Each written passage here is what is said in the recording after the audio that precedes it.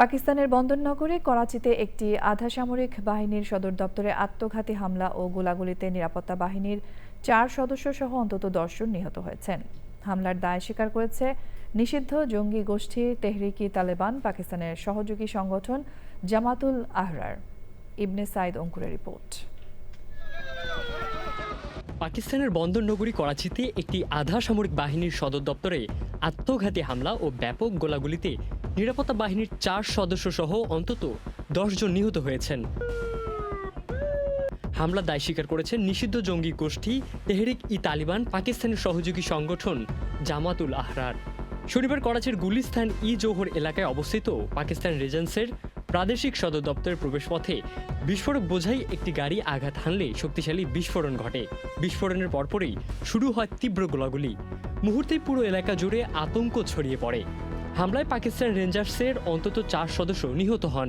নিরাপত্তা বাহিনীর পাল্টা অভিযানে 6 হামলাকারী নিহত এবং একজনকে জীবিত অবস্থায় আটক করা হয়। ফলে পুরো ঘটনায় নিহতের সংখ্যা দাঁড়ায় 10 জনে। ঘটনার পর করাচির মোসামিয়াত চত্বর, ইউনিভার্সিটি রোড ও আশপাশের এলাকায় অতিরিক্ত নিরাপত্তা জোরদার করা হয়। Rapid response force, police commando সহ বিশেষ ইউনিট ঘটনাস্থল ঘিরে অভিযান চালায়। নিষিদ্ধ জঙ্গি গোষ্ঠী তেহরিক ই তালেবান পাকিস্তানের সহযোগী সংগঠন জামাত উল আহরার হামলার দায় স্বীকার করেছে। তারা দাবি করেছে তাদের খোলাফা ই রাশিদিন ইস্তিশ হাদি ব্রিগেড নামের আত্মঘাতী ইউনিট এই হামলা চালিয়েছে। হামলার ঘটনায় গভীর উদ্বেগ প্রকাশ করেছেন সিন্ধুর মুখ্যমন্ত্রী সৈয়দ মুরাদ আলী শাহ। তিনি দ্রুত তদন্তের নির্দেশ দিয়ে আইনশৃঙ্খলা বাহিনীকে ঘটনার পূর্ণাঙ্গ প্রতিবেদন জমা দিতে বলেছেন।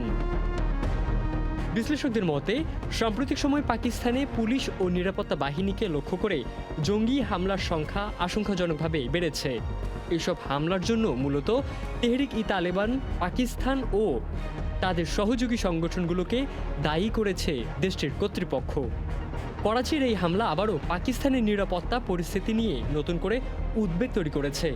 জঙ্গি দমনে চলমান অভিযান সত্ত্বেও নিরাপত্তা বাহিনীকে লক্ষ্য করে হামলার ধারাবাহিকতা দেশটির জন্য বড় চ্যালেঞ্জ হয়ে দাঁড়িয়েছে। ইবনে সাইদ অঙ্কুর, চ্যানেল আই।